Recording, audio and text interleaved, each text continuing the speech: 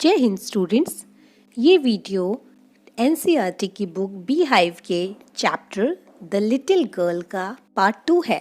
अगर आपने पार्ट 1 नहीं देखा तो पहले आप पार्ट 1 देखें, जिससे पार्ट 2 आपको ठीक तरह से समझ आ सके।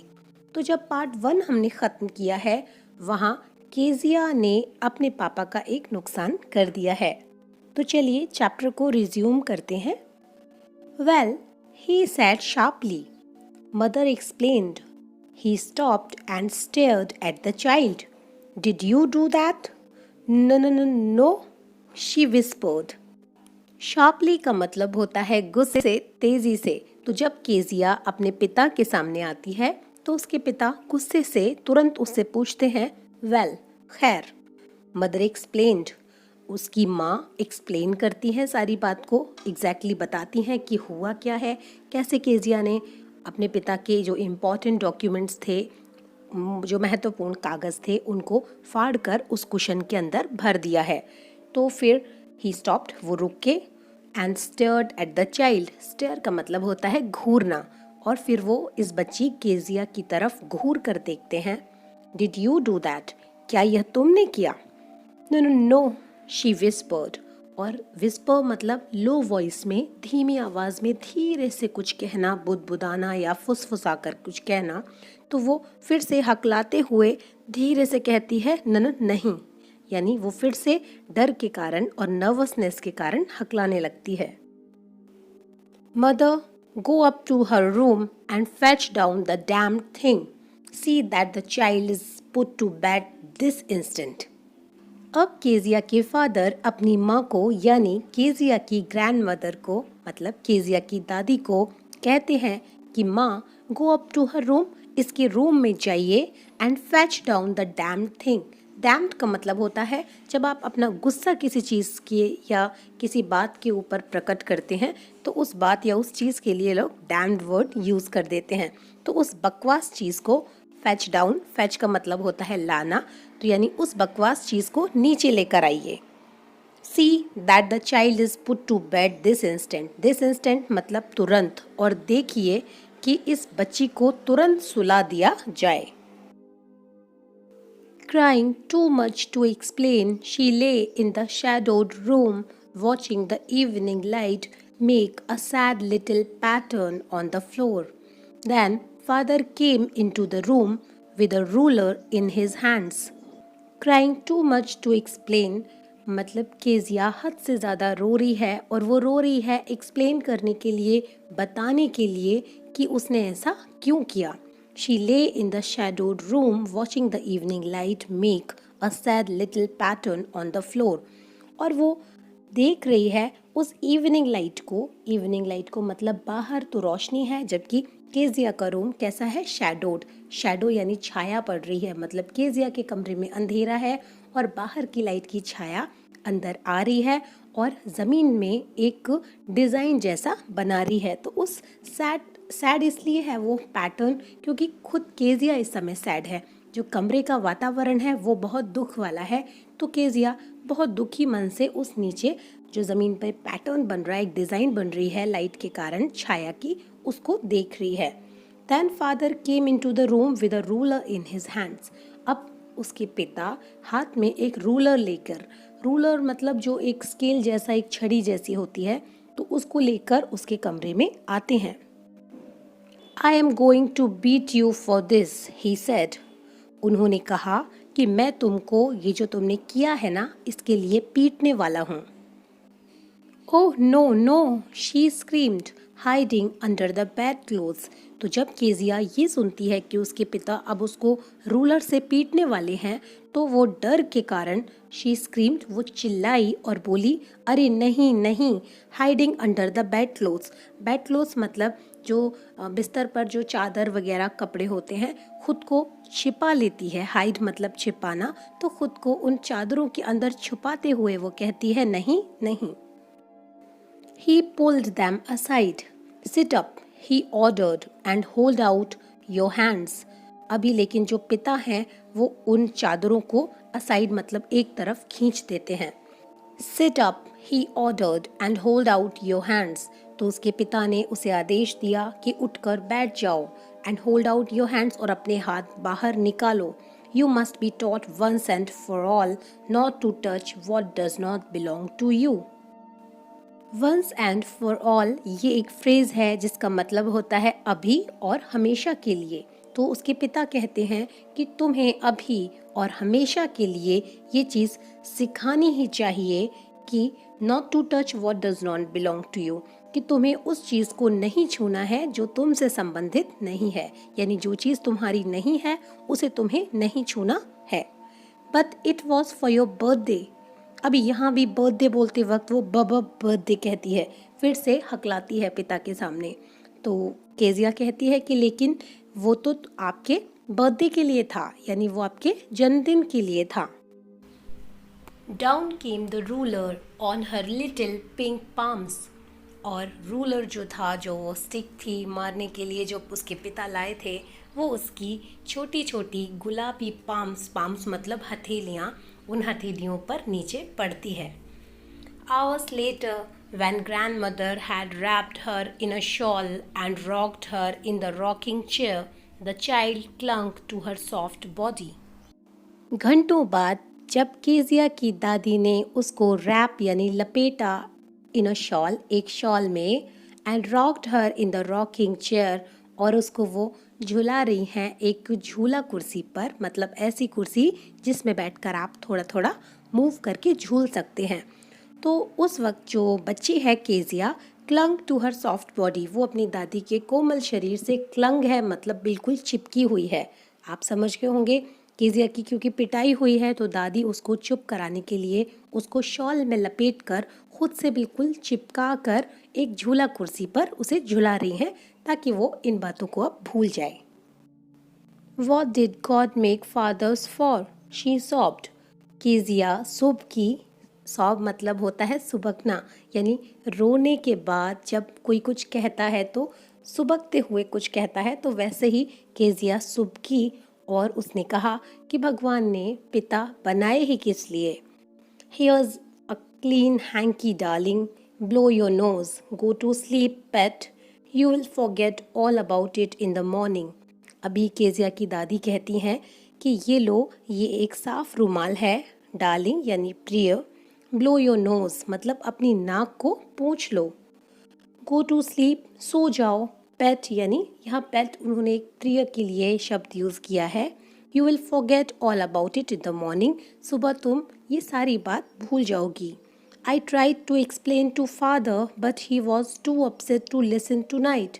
दादी कहती हैं कि मैंने तुम्हारे पिता को समझाने की कोशिश की, लेकिन आज रात तो सुनने के लिए वो काफ़ी अपसेट थे यानी परेशान थे, यानी आज रात तो वो इतने परेशान थे कि वो कुछ भी सुनना नहीं चाहते थे. But the child never forgot, लेकिन इस बात को ये बच्ची कभी भी नहीं भूली. Next time she saw him she quickly put both hands behind her back and a red colour flu into her cheeks. अगली बार जब उसने अपने पिता को देखा तो जल्दी से, क्विकली मतलब जल्दी से, उसने अपने बोथ हैंड्स, अपने दोनों हाथ कहाँ रख लिए, पीछे अपनी पीठ की तरफ रख लिए, एंड अ रेड कलर और एक लाल रंग फ्लू इनटू हर चीक्स उसके गालों में आ गया, यानी उसके गाल डर के कारण लाल हो गए और उसने अपने दोनों हाथ बिल्कुल अपनी पीठ के पीछे कर लिए. तो स्टूडेंट्स, यहाँ हमें पता चलता है कि केजिया इस इंसिडेंट के बाद, इस पिटाई के बाद इतना डर गई है अपने पिता से कि उन्हें देखते ही उसे लग रहा है कि फिर से रूलर लेकर वो उसकी हथेलियों पर मारेंगे, तो जल्दी से वो अपने हाथ पीछे छुपा रही है. The McDonald's lived next door. उनके पड़ोस में यानी उनके घर के बिल्कुल बगल वाले घर में मैकडोनल्ड्स फैमिली रहती थी. They had 5 children. उनके 5 बच्चे थे. Looking through a gap in the fence the little girl saw them playing tag in the evening. जो एक फेंस यानी दीवार थी, उसके एक गैप यानी थोड़ी सी उसमें जगह थी, उसमें से जो केजिया है वो उन बच्चों को शाम के वक्त टैग खेलता हुआ देखती थी. टैग वही एक गेम है, जैसे हम पकड़ते हैं एक दूसरे को, वो जो गेम होता है वैसा ये गेम है टैग. तो वो बच्चे अपने पापा के साथ मिलकर वो गेम शाम को खेला करते थे। The father with the baby Mao on his shoulders, two little girls hanging on to his coat pockets, ran round and round the flower beds, shaking with laughter. Kezia क्या देखती थी कि जो मैकडॉनल्ड्स फैमिली है उसमें जो उन बच्चों के पिता हैं वो बच्चों के साथ इतना फ्रेंडली थे कि शाम के वक्त जब वो खेलते थे तो जो उनकी छोटी बेटी थी माओ उसको उसके फादर शोल्डर्स पर यानी अपने कंधों पर बैठा लेते थे, जबकि दो छोटी छोटी लड़कियां पिता की जो कोट की जेबें थीं उनसे लटकी रहती थीं या लटका करती थीं। और वहाँ जो फूल उगे हुए थे उन फूलों के चारों ओर ये लड़कियाँ भाग भाग कर मतलब खेलती थीं, खुश होती थीं। लाफ्टर यानी हंसी, हंसी के साथ मतलब इतना हंसती थीं, काफ़ी ज़्यादा उछल कूद हंसते हुए।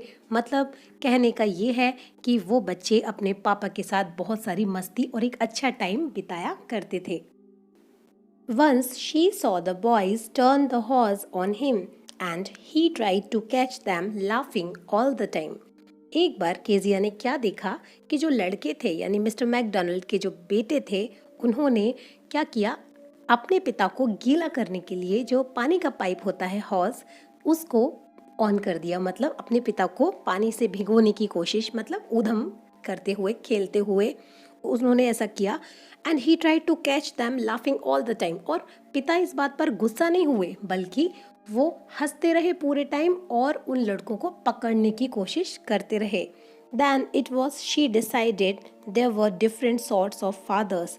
तो जब केजिया ने ये देखा तो उसने ये निर्णय लिया, उसने ये समझा कि पिताओं के भी अलग अलग प्रकार होते हैं। सॉर्ट का मतलब होता है प्रकार।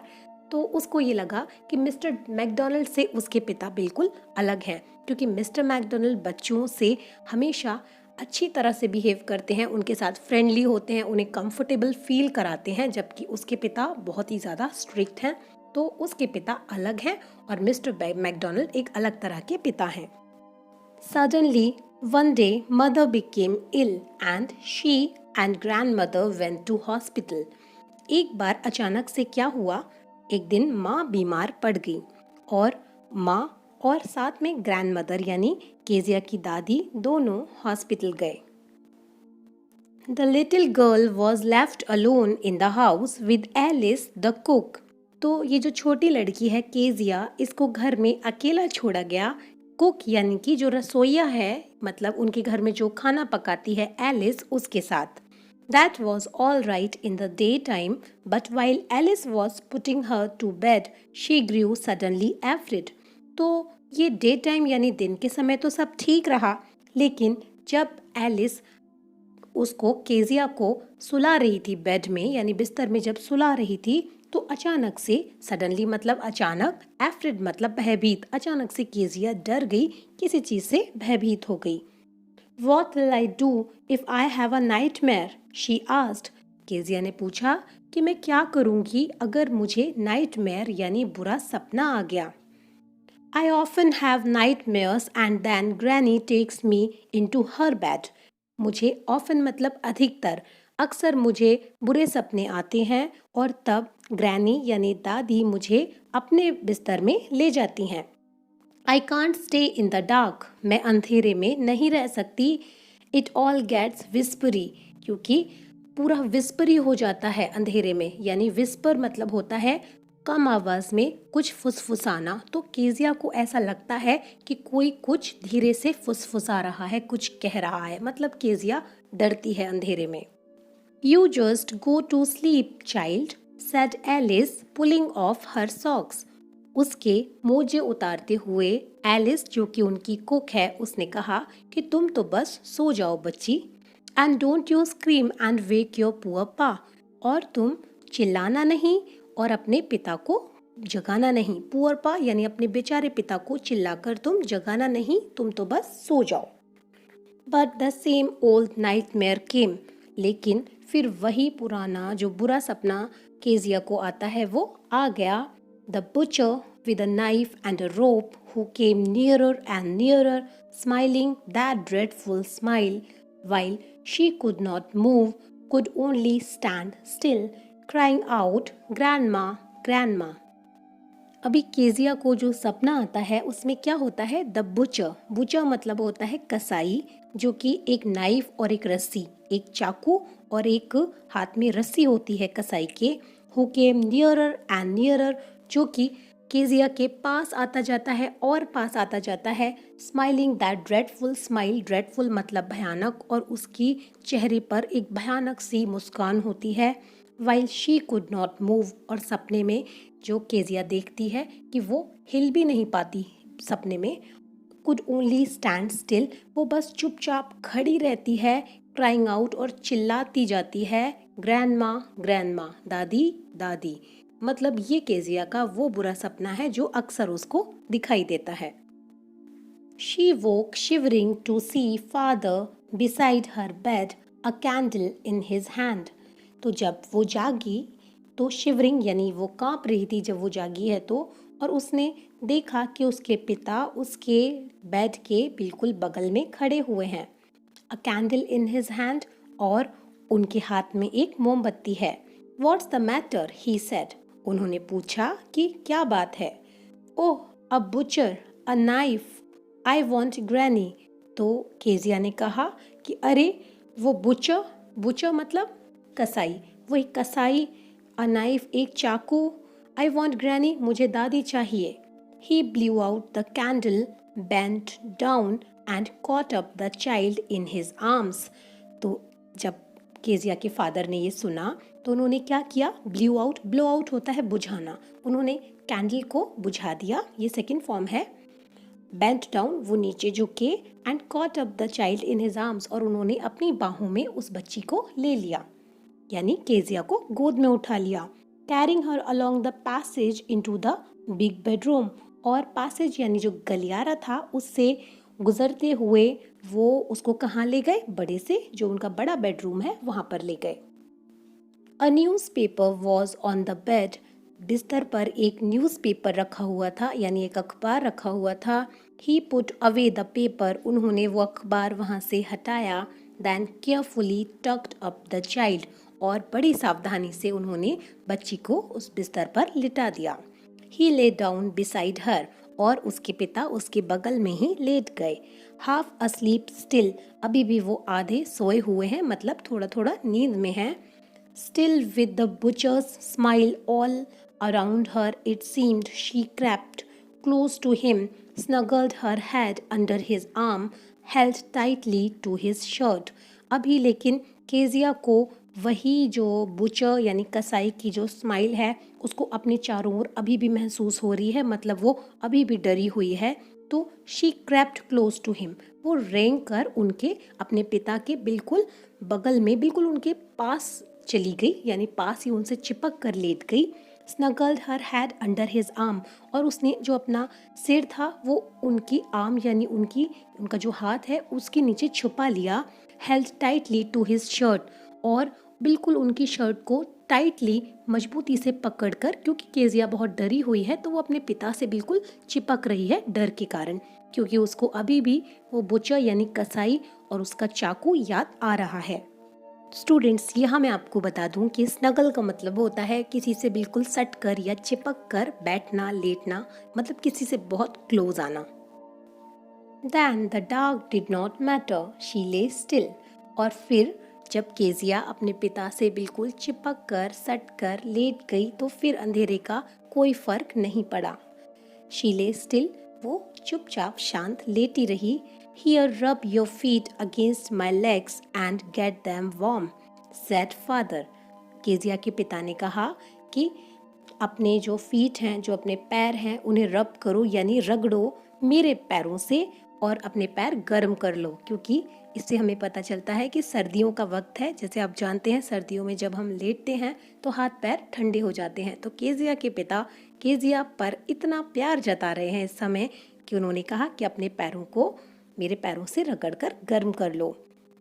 Tired out he slept before the little girl, क्योंकि पिता इतने थके हुए हैं कि वो छोटी लड़की केजिया से पहले ही सो गए। A funny feeling came over हर, तो केजिया के मन में भी एक बड़ी ही मजेदार सी भावना आई। Poor father, not so big after all, and with no one to look after him. तो अब केजिया की जो भावनाएं हैं उसके पिता के प्रति वो धीरे धीरे बदल रही हैं। वो पिता के बारे में जो सोचा करती थी कि इनके हाथ, इनके गर्दन, इनका शरीर इतना बड़ा है जैसे किसी राक्षस का हो, अब वो ये सोच रही है कि बेचारे पिता नॉट सो बिग, इतने भी बड़े नहीं हैं आफ्टर ऑल, आखिरकार, and with no one to look after him, और कोई भी नहीं है इनकी देखभाल करने के लिए। He was harder than grand mother but it was a nice hardness, क्योंकि केजिया हमेशा अपनी दादी के साथ सोती है और दादी की बॉडी एकदम सॉफ्ट है, जबकि कंपैरेटिवली, तुलनात्मक रूप से, पिता का जो शरीर है वो दादी की तुलना में काफ़ी हार्ड है, यानी सख्त है। तो केजिया सोचती है कि ये दादी से तो ज़्यादा सख्त हैं, लेकिन it was a nice hardness, लेकिन ये सख्ती भी केजिया को अच्छी लगती है। क्यों? क्योंकि इस वक्त वो बहुत डरी हुई है और अपने पिता के बगल में लेटकर वो काफ़ी खुद को प्रोटेक्टेड यानी सुरक्षित महसूस कर रही है। And every day he had to work and was too tired to be a Mr. McDonald. और वो सोचती है कि हर रोज़ उसके पिता इतना ज़्यादा काम भी तो करते हैं कि वो इतने थक जाते हैं कि वो मिस्टर मैकडोनल्ड नहीं बन सकते। जैसे मिस्टर मैकडोनल्ड अपने बच्चों के साथ खेलते कूदते दौड़ते भागते हैं, वैसे उसके पिता नहीं कर सकते क्योंकि वो बहुत थक कर घर आते हैं। She had torn up all his beautiful writing. She stirred suddenly and sighed. तो अब केजिया सोचती है कि उसने यानी केजिया ने अपने पिता की इतनी खूबसूरत राइटिंग, जो उन्होंने स्पीच लिखा था, वो डॉक्यूमेंट, वो शीट्स को फाड़ दिया। शी स्टर्ड सडनली, स्टर का मतलब होता है एकदम हिलना, तो वो अचानक से हिली, सडनली मतलब अचानक, एंड साइड, और साय मतलब होता है एक आह भरना, यानी एक गहरी सांस लेना जो कि बाहर तक सुनाई दे। तो केजिया हिली और उसने एक आह भरी। What's the matter? asked her father. Another dream? तो अब पिता पूछते हैं कि क्या हो गया, क्या बात है? Another dream, एक और सपना आया। Oh, said the little girl. तो छोटी लड़की यानी केजिया ने कहा, अरे, my head's on your heart. मेरा जो सिर है वो आपके दिल के ऊपर है। I can hear it going. और मैं आपके दिल को, going मतलब धड़कते हुए, सुन सकती हूँ। What a big heart you have got, father dear. प्यारे पापा, आपका कितना बड़ा दिल है, यानी आपको कितना बड़ा दिल मिला है। तो स्टूडेंट्स, इस हैप्पी नोट के साथ ये चैप्टर कंप्लीट हो जाता है। आपने देखा कि किस तरह से केजिया की जो डर की भावना थी वो आज प्यार और समझ की भावना में परिवर्तित हो गई। स्टूडेंट्स, ये चैप्टर हमें सिखाता है कि पेरेंट्स को हमेशा अपने बच्चों पर कभी कभी प्यार एक्सप्रेस भी करना चाहिए, उन्हें प्यार जताना चाहिए, उन्हें महसूस कराना चाहिए कि वो सुरक्षित हैं और उनके माता पिता उनसे प्यार करते हैं। और पेरेंट्स बच्चों को डराने या टॉर्चर करने के लिए नहीं, बल्कि उनको कॉन्फिडेंट बनाने और उनकी कमज़ोरियों को दूर करने के लिए होते हैं। और अगर पेरेंट्स ऐसा करते हैं तो उनके बच्चे उनसे प्यार भी करते हैं और उनको समझ भी जाते हैं। Keep learning, keep growing, good luck, जय हिंद।